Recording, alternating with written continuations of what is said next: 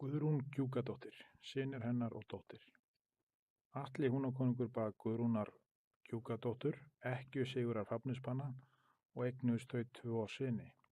Nú býður Atli til sín bræðrum Guðrúnar, þeim Gunnari og Högna. Áður en þeir héldu til Húnalands földu þeir gull sitt í ánni Rín. Það var reynda gulli sem Sigurður Fafnisbanni hafði átt. Atli hafði illt í hyggju. Hann girntist gullið. Hann lét taka þá Gunnar og Högna höndum og vildi pína þá til að segja til felustað gullsins. Gunnar brást við á þann hátt að hann krafðist þess að fá fyrst hjarta Högna bróðursins. Atli lét þá skera hjarta úr Högna lifandi og hann dó hlæjandi. Þegar Gunnar hafði fengið hjarta bróðursins, sagði hann að nú vissi enginn nema hann sjálfur hvar gulli væri niðurkomið. Þá lét Atli kasta Gunnari ormagarð, en Gunnari var fengin harpa með leynd og lék hann á hana með fótunum því að hendur hans voru bundnar. Hann svæfði alla ormana með hörpuslættinum nema eina nöðru sem steypti höfðinu inn í brjósthol hans og hékk á lifrinni þar til hann dó. Guðrún hefndi sig grimmilega á manni sínum. Hún drap 2 syni þeirra og lét gera úr hausunum ker gulli húðuð og lét síðan mann sinn drekka úr þessum skálum mjöð sem var blandaður blóði sona hans. Einnig lét hún Atla éta steikt hjörtu þeirra.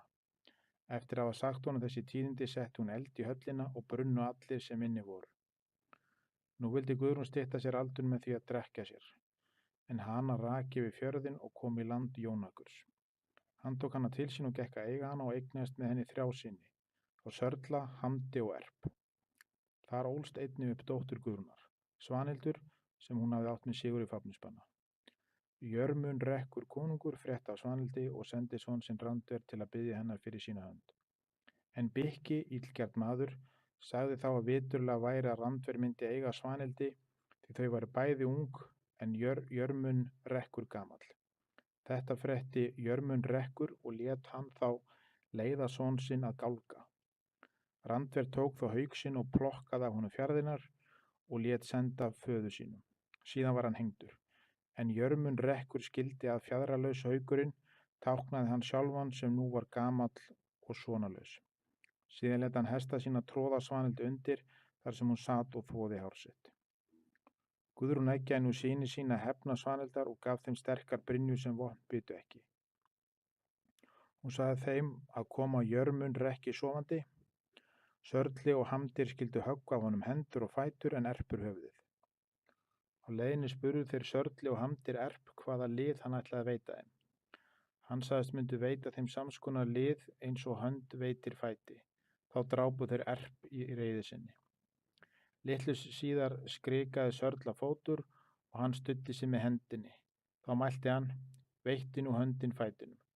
Betur væri nú að Erpur lifði. En þeir komu til Jörmun rekks konungs nótt þar sem hann svaf hjuggu þeir á honum hendur og fætur. Jörmun rekkur vaknaði og kallaði á menn sína. Þá mælti Hamdir, af myndi nú höfuðið ef Erpur lifði. Hirðmennirnir stóðu upp skjótt og grýttu þá bræður í hel.